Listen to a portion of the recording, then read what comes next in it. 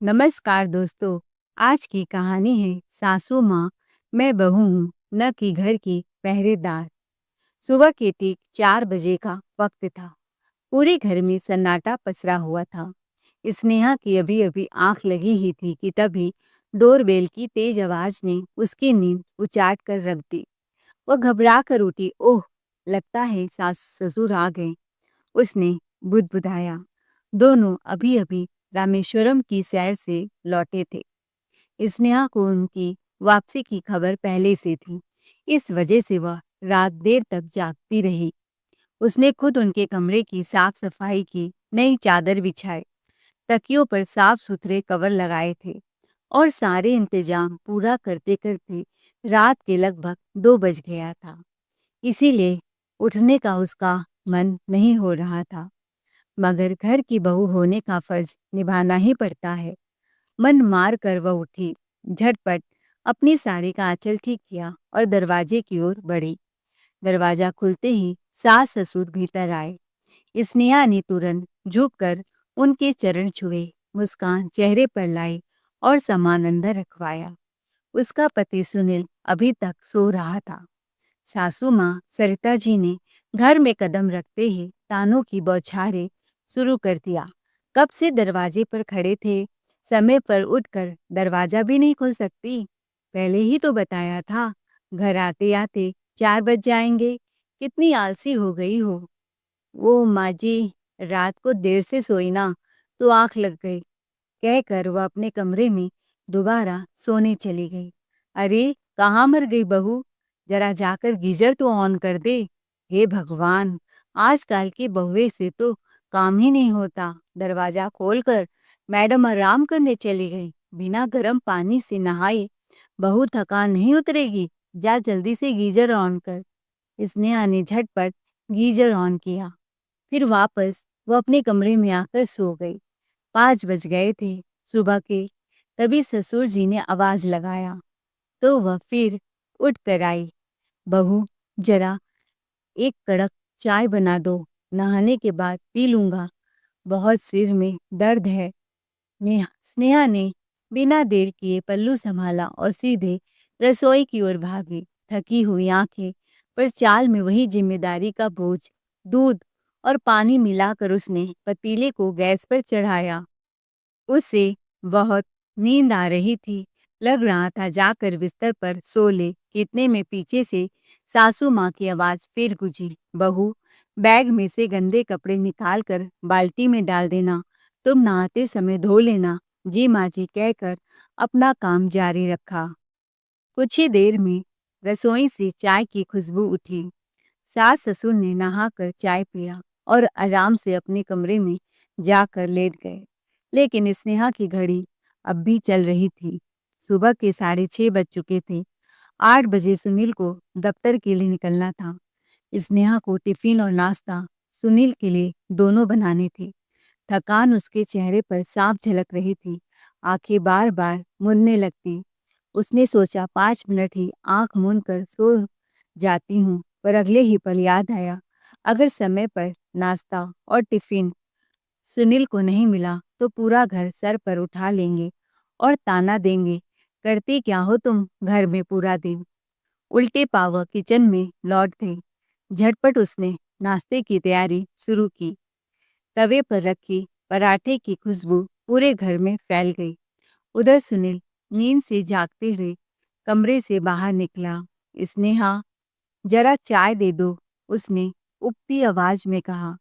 स्नेहा ने तुरंत कप में चाय डालकर ट्रे में रखी। मुस्कुराने की कोशिश करते हुए बोली, लीजिए गरम गरम चाय, यह रही आपकी चाय और यह रही मेरी ग्रीन टी। स्नेहा सुस्ताते हुए ग्रीन टी पीने लगी। सुनील चाय का एक घुट पीते हुए कहा, सुनो स्नेहा, आज ऑफिस थोड़ा और जल्दी जाना है। ऑफिस में जरूरी मीटिंग है, इसीलिए फटाफट टिफिन भी तैयार कर दो। स्नेहा ने चाय का कप ऐसे ही रख दिया। जल्दी से सब्जी, रोटी, सलाद, चावल सब पैक किया और फिर आवाज लगाई, सुनील, नाश्ता टेबल पर रख दिया है, जल्दी खा लीजिए, नहीं तो देर हो जाएगी। सुनील ने फटाफट नाश्ता किया और माँ पिता का हाल चाल लेकर जल्दी जल्दी तैयार होकर ऑफिस निकल गया। स्नेहा ने दीवार पर टंगी घड़ी देखी। सुबह के ठीक 8 बज चुके थे। घर में अब भी सन्नाटा था, पर मुन्नी अभी सो रही थी। उसकी 2 साल की बच्ची स्नेहा जानती थी, जैसे ही मुन्नी उठेगी, घर फिर से शोर से भर जाएगा। फिर उसे एक पल की भी फुर्सत नहीं मिलेगी। इसीलिए उसने सोचा, जब तक मुन्नी सो रही है, कुछ और काम निपटा लूं। वह फिर से रसोई में लौट आई। झटपट सास-ससुर के लिए लौकी की सब्जी, वेजिटेबल रायता बना लिया। हर काम बड़ी रफ्तार से कर रही थी। कुछ देर बाद जब आखिरकार सब काम निपटा, तो उसने गहरी सांस ली, जैसे कोई जंग जीत लिया हो। फिर वह धीरे से कमरे में गई, जहाँ मुन्नी अब भी मीठी नींद में थी। स्नेहा ने मुस्कुराकर उसके बालों पर हाथ फेरा और बुदबुदाई, कम से कम तू तो चैन से सो ले मेरी गुड़िया, नहीं तो शादी के बाद सोने के लिए इंसान तरस जाता है, एक पल का भी चैन नहीं मिलता। मुन्नी अब भी गहरी बेफिक्र नींद में सो ही रही थी। कमरे में हल्की धूप की किरणें उतर आई थी। स्नेहा ने चैन की सांस ली। अभी ही थोड़ा सुस्ता लूं, वरना मुन्नी उठेगी तो बैठने का नाम नहीं लेगी। तभी सासू माँ ने आवाज लगाई, बहू, शाम को मेरी दोनों बेटियां आएंगी, तो उनके लिए कुछ अच्छे अच्छे वैरायटी के खाने बना लेना। वही दाल चावल, सूखी रोटी सब्जी नहीं खाने वाले। अभी अभी उनका फोन आया था। वो पल भर के लिए दीवार से सिर टिका कर आंखें मूंद लेना चाहती थी, पर उसे वह भी नसीब नहीं हुआ। तुरंत भागी छोला भिगाने के लिए किचन में। शाम ढलते ही घर का माहौल बदल गया। दरवाजे की घंटी बजी। ननंद प्रीति और काजल दोनों आ पहुंची थी। सासू माँ सरिता जी की तो जैसे जान में जान आ गई। अरे प्रीति बिटिया, काजल बिटिया, आओ आओ, तुम्हारा ही कब से इंतजार कर रही थी। यह नहीं कि जल्दी आए, अपने माँ बाप का हाल चाल ले ले, बड़ा देर कर दिया बच्चों, कहती हुई फिर दौड़ कर दरवाजे तक पहुंची। अरे माँ, अब हम ससुराल वाले हैं, सब जिम्मेदारी निभा के आते हैं। हाँ बेटा, सही कह रही हो। तेरी सास तो बड़ी भाग्यशाली है, जो उन्हें तेरी जैसी बहुएं मिली हैं, पर सबकी किस्मत कहाँ इतनी अच्छी होती हैं। कुछ बहुएं तो बस बच्चे को लेकर बैठी रहती हैं, बहाने बनाती हैं, बच्चा छोटा है, सास ससुर की सेवा करने की फुर्सत ही नहीं होती। ताने हवा में तीर बनकर उड़े और सीधे स्नेहा के दिल को छील कर रख दिए। वो उस वक्त रसोई में थी, पर हर शब्द उसके कानों तक साफ साफ पहुंच रहा था। यह सुनकर उसे बहुत बुरा लगा। थोड़ी देर बाद स्नेहा ट्रे में पानी लेकर कमरे में आई, तो सरिता जी मुस्कुरा कर बोली, छोड़ बेटा, ये सब बातें तो होती रहेंगी। प्रीति और काजल भी पूरे नखरेबाजी में बोली, माँ, हम तो बस आपसे मिलने के लिए आए हैं, देखो कितने दिन हो गए। फिर शुरू हुई ठहाकों की बरसात। सारे कमरे में हंसी ठिठोली, बातें, यादें और गपशप का शोर भर गया। उधर स्नेहा मुस्कुराते हुए सबके लिए चाय नाश्ता लगाने में जुट गई। तभी प्रीति की बेटी ने मासूमियत में फरमाइश की, मामी जी, मुझे पकौड़े नहीं खाने, मुझे नूडल्स चाहिए। काजल की 4 साल की गुड़िया भी तुरंत बोली, मामी, मेरे लिए पास्ता बनाओ और मोमोज भी। स्नेहा थकने के बावजूद बोली, ठीक है बेटा, सब बन जाएगा। और फिर दोबारा किचन की ओर दौड़ पड़ी। पीछे उसकी मुन्नी के रोने की आवाज गूंजने लगी, मम्मा मम्मा, पर किसी ने ध्यान नहीं दिया। स्नेहा गोद में लिए कभी नूडल्स बनाती तो कभी उसे चुप कराती। दोनों नंदे और सासू माँ तो अब हंसी ठिठोली के महासमुद्र में गोते लगा रही थी। प्रीति बोली, माँ, अब ये सब बातें छोड़ो, ये तो बताओ हमारे लिए क्या क्या लाई हो। काजल ने भी उत्सुकता से कहा, हाँ माँ, जल्दी दिखाओ ना, हमारे लिए गिफ्ट क्या है। सरिता जी के चेहरे पर रहस्यमय मुस्कान तैर गई। सरिता जी ने अलमारी से कपड़ों के पैकेट निकाले। प्रीति और काजल के लिए नई नई साड़ियाँ, दामाद के लिए शर्ट का कपड़ा और बच्चों के लिए नए नए कपड़े और खिलौने। साथ में ही रामेश्वरम से लाई फेमस मिठाइयाँ भी बेटियों के सास ससुर के लिए भिजवाने लगी। यह सब स्नेहा चुपचाप देख रही थी। तो सरिता जी बात बनाते हुए बोली, बहू, पैसे ज्यादा बचे नहीं थे, इसीलिए तुम्हारे लिए कुछ नहीं लाई हूँ। हाँ, यह ले 4 चूड़ियाँ और प्रसाद अपने मायके भेज देना। वैसे यह चूड़ी मैं अपने लिए लाई थी, पर कोई बात नहीं, तू अपनी माँ को ही दे देना। माँ जी, कोई मिठाई का डिब्बा नहीं है? नहीं बहू, पैसे मेरे खत्म हो गए, बोला ना। यह तो मेरी बेटियों ने, ऋतिक ने टिकट के पैसे दिए थे, इसीलिए मैंने घूम लिया, नहीं तो मेरा घूमना भी कैंसिल हो ही जाता। इस बार स्नेहा ने डिब्बा हाथ में लिया, पर उसकी नज़र वहीं टिक गई। सारी मिठाइयाँ, कपड़े, गिफ्ट सब बेटियों के लिए आए हैं। उसके मायके के लिए एक टुकड़ा मिठाई तक नहीं रखा गया था। और जो चूड़ियाँ दी गई थी, वो भी इतनी साधारण कि लगता था जैसे बस औपचारिकता निभा दी गई हो। स्नेहा ने स्पष्ट स्वर में कहा, माँ जी, सुनील तो कह रहे थे कि उन्होंने प्रीति दीदी को टिकट के पैसे दे दिए थे, साथ ही साथ 10,000 रुपए खर्च के लिए भी आपको दिए थे, फिर भी पैसे घट गए। सासू माँ यह सुनकर चौंकी। हाँ हाँ बहू, दिया था, पर क्या घूमने में पैसे लगते नहीं हैं? हर जगह किराया भाड़ा इतना ज्यादा होता है कि कब पैसे खर्च हो गए पता ही नहीं चला। अब तुझे क्या क्या हिसाब दूं, क्या क्या बताऊं? और तू कौन होती है मेरा हिसाब लेने वाली? अब जा। और यह खिलौना तेरी बेटी के लिए लाई हूँ, ले यह डॉल। काजल भी बोली, हाँ भाभी, मम्मी सही कह रही हैं, घूमने जाओ तो पैसे खर्च हो जाते हैं। आजकल महंगाई कितनी बढ़ गई है। आप तो कभी घूमने के लिए गई ही नहीं हो, आप क्या जानो। जब आप इस चार दीवारी से निकलेंगी तब समझ आएगा। सरिता जी का दोहरा व्यवहार तो स्नेहा के लिए अब कोई नई बात नहीं रह गई थी। शादी को 4-5 साल बीत चुके थे और इन 4 सालों में न जाने कितनी बार सास ससुर कहीं न कहीं घूमने निकल जाते थे। कभी तीर्थ यात्रा, तो कभी 4 धाम, कभी रिश्तेदारी, कभी बस यूं ही मन बदलने के बहाने। लेकिन हैरानी की बात ये थी कि जब से स्नेहा इस घर की बहू बनी थी, एक बार भी उन्होंने उसे या पूरे परिवार को साथ लेकर यात्रा नहीं की थी। हर बार वही पुरानी कहानी, बेटी दामाद ने टिकट कटवा दिया है बहू, अब हम क्या करें? उनका आग्रह टाल भी तो नहीं सकते, हमें जाना होगा।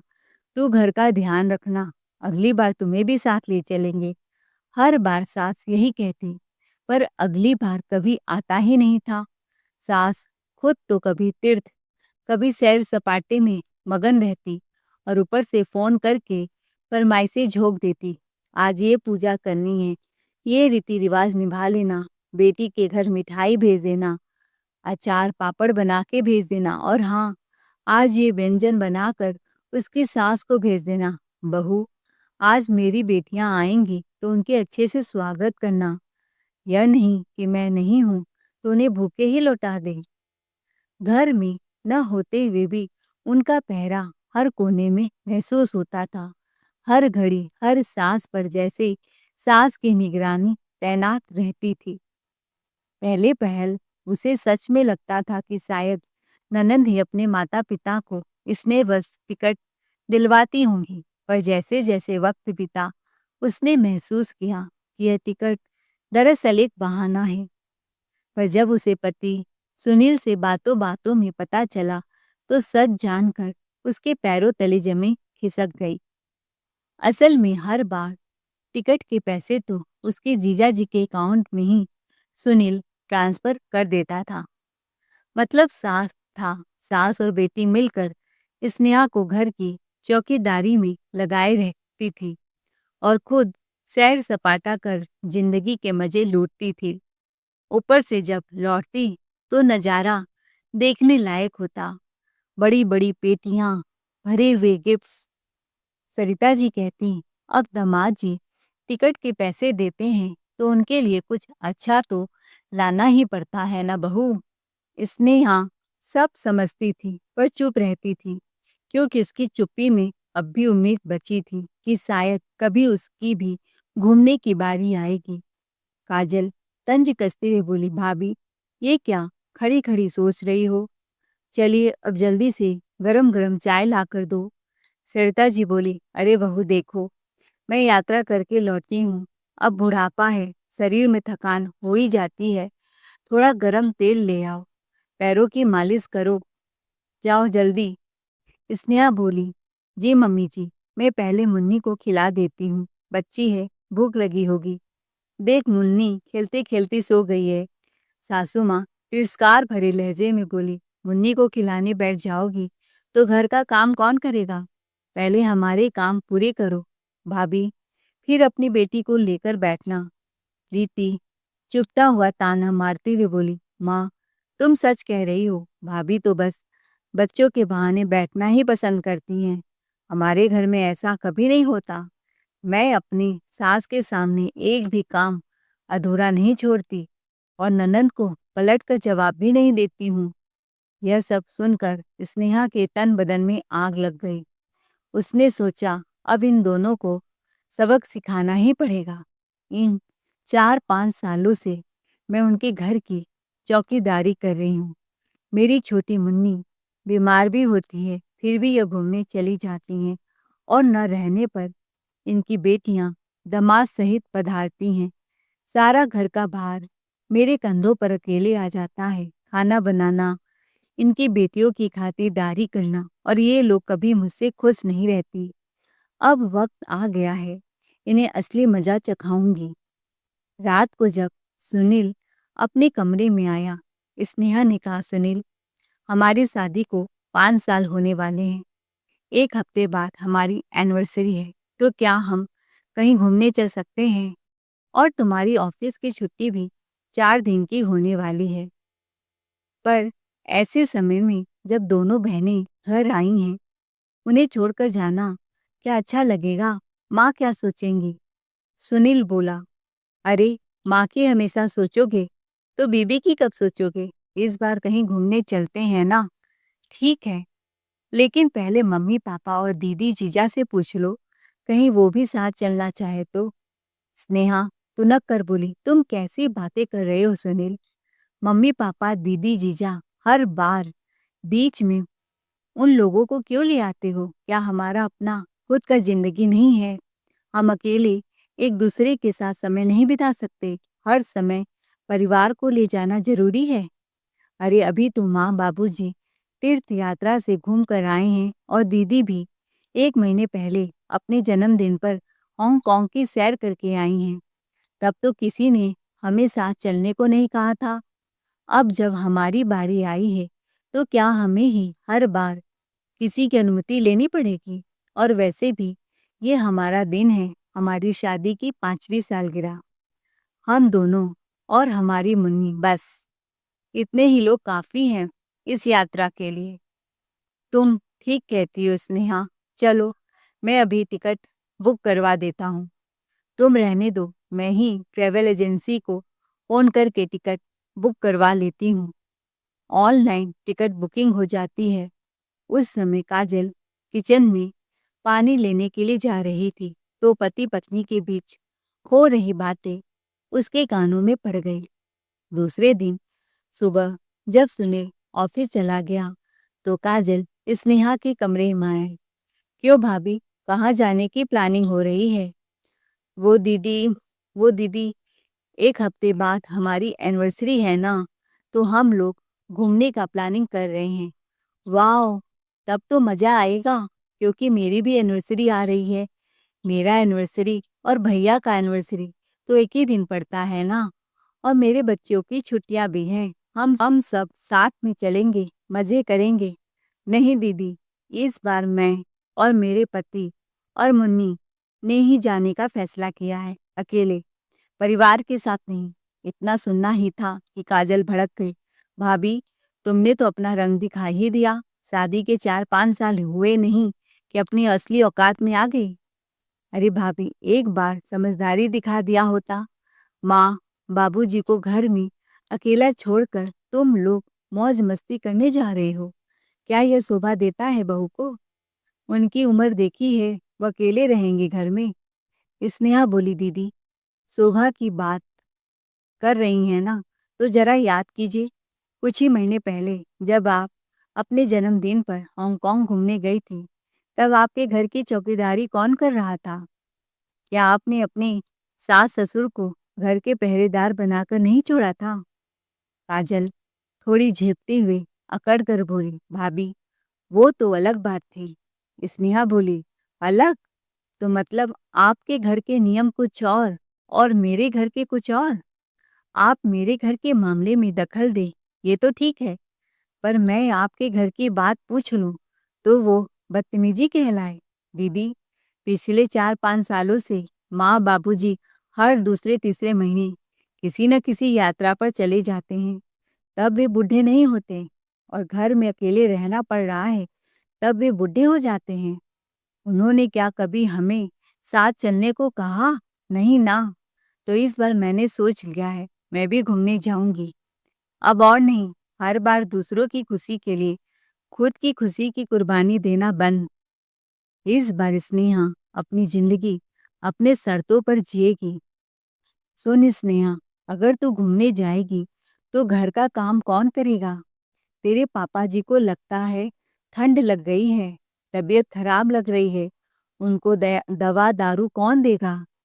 दरअसल बात यह थी कि सरिता जी को लगता कि एक बार अगर बहू ने बाहर कदम रख दिया ना तो सर चढ़ जाएगी, हाथ से बाहर निकल जाएगी। स्नेहा बोली, अरे मम्मी जी, पापा जी की तबीयत का ध्यान तो मैं रख लूंगी। डॉक्टर का नंबर, दवा सब नोट कर देती हूँ। वैसे भी मैं सिर्फ 4-5 दिन के लिए ही जा रही हूँ। प्रीति बीच में टपकती हुई बोली, भाभी 4-5 दिन में कुछ भी हो सकता है, आपको तो घूमने की पड़ी है। ये सब तेरे मायके वालों ने सिखाया है क्या? बहू, सरिता जी ने तिल मिलाते हुए बोला, नहीं माँ जी, मेरे मायके वालों को बीच में मत घसीटिए, मुझे वक्त ने सिखाया है। और हाँ माँ जी, आपके पैरों की मालिश की चिंता मत कीजिए, तेल मैं रख कर जाऊंगी, लगवा लेना अपनी दोनों बेटियों से। यह सब सुनकर सास और ननद स्तब्ध रह जाती हैं। आज भीगी बिल्ली शेरनी जो बन गई थी, अब स्नेहा दबेगी नहीं, अब वो भी बोलेगी जो सालों से चुप थी, कहते हुए अपने कमरे में चली गई। दूसरे दिन सुबह का वक्त था। स्नेहा सूटकेस में कपड़े रख रही, मुन्नी खिलखिला रही है। घर में उत्साह का माहौल है। सास और ननद के चेहरों पर मगरमच्छी मुस्कान है। कुछ तो उनके मन में खिचड़ी पक रही है। प्रीति धीरे से फुसफुसाई, अब देख तेरी बहू का घूमने का सपना कैसे चकनाचूर होगा माँ, उम्र भर याद रखेगी। प्रीति शरारती हंसी के साथ बोली, मम्मी मैंने कल ही ट्रैवल एजेंसी में फ़ोन किया था, टिकट तो कैंसिल हो चुका है, बस आज शाम को इसका चेहरा देखने लायक होगा। दोनों एक दूसरे की ओर देखकर कुटिल मुस्कान देती हैं। शाम का वक्त है। स्नेहा तैयार होकर टिकट चेक करने बैठती है। सुनील मुन्नी के लिए नैपी दूध का नया बॉटल लेने बाजार गया था। स्नेहा मोबाइल पर मैसेज पढ़कर मुस्कुराती है। स्नेहा धीरे से बुदबुदाती है, लगता है चाल चल दी गई है मेरी नंदों ने अपनी, लेकिन अब मैं भी कोई पुरानी स्नेहा नहीं हूँ। सरिता जी ड्राइंग रूम में सर पीट रही हैं। प्रीति और काजल फल काट रही हैं। तभी स्नेहा अंदर आती है, माँ जी, दीदी एक खुशखबरी है। सासू माँ आश्चर्यचकित होकर, क्या हुआ बहू, घूमने का मन बदल गया क्या? मैं जानती हूँ तू हमें छोड़कर नहीं जा सकती। नहीं माँ जी, मन नहीं बदला, बस टिकट बदल गया है। प्रीति घबराकर बोली, क्या मतलब? स्नेहा, मतलब ये दीदी, आपने जो टिकट कैंसिल कराया था ना, वो तो डमी टिकट था। असली टिकट तो मैंने पहले ही अपने नाम से बुक करा लिया था और उसकी एक कंफर्म कॉपी ट्रैवल एजेंसी को भेज दी थी। यह सुनकर दोनों हक्की बक्की रह गई। सरिता जी अपना माथा पीटने लगी। माँ जी, आपने मुझे कच्चा खिलाड़ी समझा। दीदी, जब मेरे मोबाइल से ट्रैवल एजेंसी को फ़ोन कर रही थी, तो मैंने सब देख लिया था। उसी समय मैंने दोबारा फ़ोन करके अपना टिकट कंफर्म करा दिया। सासू माँ गुस्से में, "तू हमें मूर्ख बना रही थी बहू।" "नहीं माँ जी, मूर्ख तो वो होते हैं जो हर बार दूसरों को मोहरा समझते हैं। इस बार खेल मैं खेल रही थी और मोहरे आप दोनों थे। 4 साल से आपके आदेश पर चल रही थी। घर की चौकीदार, रसोइयाँ, नौकरानी सब बन गई। पर अब मैं स्नेहा हूँ, वो बहू नहीं जो दब कर रहे। अब मेरी जिंदगी के फैसले मैं खुद लूंगी। माँ जी, दीदी अगर चाहें तो कभी घूमने जरूर जाएं। बस इस बार पहरेदारी मैं नहीं करूंगी। बस कर बहू, तेरी जुबान बहुत चलने लगी है। काजल स्नेहा का सूटकेस छीनने लगी। भाभी, कोई जरूरत नहीं है जाने की। मैं भी घूमने जाऊंगी। मेरी भी एनिवर्सरी आने वाली है। हम पति पत्नी का अकेले घूमने का प्लान है। तुम घर संभालो और मेरे बच्चों को भी उनकी गंदगी साफ करना, नैपी बदलना, समय समय पर दलिया, सूप, जूस बना कर देना। अगर तुम नहीं देखभाल करोगी तो कौन करेगा? इस बार मैंने यही सोचा था, पर तुमने तो मेरे प्लान में पानी ही फेर दिया। तुम घूमने जाने लगे। जाओ किचन संभालो। वाह दीदी, तुम जीजा जी के साथ घूमने जाओ, मटर गश्ती करो और मैं तुम्हारे बच्चों की आया बनकर उनका ध्यान रखूं। पहले तो पहरेदार बनाया, अब मुझे आया भी बना रही हो। इतना कहकर स्नेहा का गला भर आता है। तभी दरवाजा जोर से खुलता है। सुनील अंदर आता है। उसके चेहरे पर पहली बार गुस्से की आग दिखती है। सुनील चिल्लाते हुए बोला, बस अब एक शब्द भी नहीं माँ। दीदी, अब बहुत हो गया। मैं सब देखता हूँ, सुन रहा हूँ, लेकिन सोचा चुप रहूं, जो घर में ताकि घर में शांति बनी रहे। पर आज पानी सिर से ऊपर जा चुका है। एक एक शब्द जैसे तीर की तरह निकलता है। सब सन्न रह गए। सुनील आगे बढ़ते हुए बोला, स्नेहा सिर्फ इस घर की बहू नहीं है, वो इस घर की इज्जत है। अब से उसकी हर बात, हर इच्छा का वही मान होगा जो आप सबकी बातों का होता है। माँ और दीदी नीचे नजरें झुका लेती हैं। सुनील और सख्त स्वर में बोला, अगर आज किसी ने स्नेहा को घूमने जाने से रोका तो याद रखना, अब इस घर में कोई भी कहीं नहीं जाएगा। माँ, आपने हर बार घूमने का मजा लिया, कभी सोचा स्नेहा ने कब अपना वक्त जिया? और दीदी, आपके बच्चे आपकी जिम्मेदारी हैं। भाभी, आपकी आया नहीं, आपने बच्चा पैदा किया है, अब खुद संभालिए। भाभी का नाम सेवा नहीं स्नेहा है, और वो भी हंसना, जीना, घूमना जानती है। और अपने ससुराल में शांति से रहो, जियो और जीने दो हमें भी। भाभी भी घर की नौकरानी नहीं, उसे भी खुलकर हंसने, जीने और घूमने का मन होता है। वह भी इंसान है, न कि किचन में और घर की चारदीवारी में पैक होने वाली कोई गिफ्ट। किसी भी बहू को केवल घर की जिम्मेदारी का बोझ नहीं, बल्कि इज्जत और अपनापन भी मिलना चाहिए। कहते हुए सुनील ने सूटकेस उठाया, नन्ही मुन्नी को प्यार से गोद में लिया और पत्नी का हाथ थामे आत्मविश्वास से दरवाजे की ओर बढ़ गया। सरिता जी और दोनों नंदे बस हैरानी और पछतावे से भरी निगाहों से उन्हें जाते हुए देखती रह गई। स्नेहा के चेहरे पर शांत सी मुस्कान थी, जीत की नहीं, इज्जत पाने की मुस्कान। दोस्तों, आपको हमारी आज की कहानी कैसी लगी? कमेंट करके जरूर बताएं। कहानी अच्छी लगी हो तो चैनल को लाइक, शेयर, सब्सक्राइब जरूर करें। Thanks for watching ARK voice.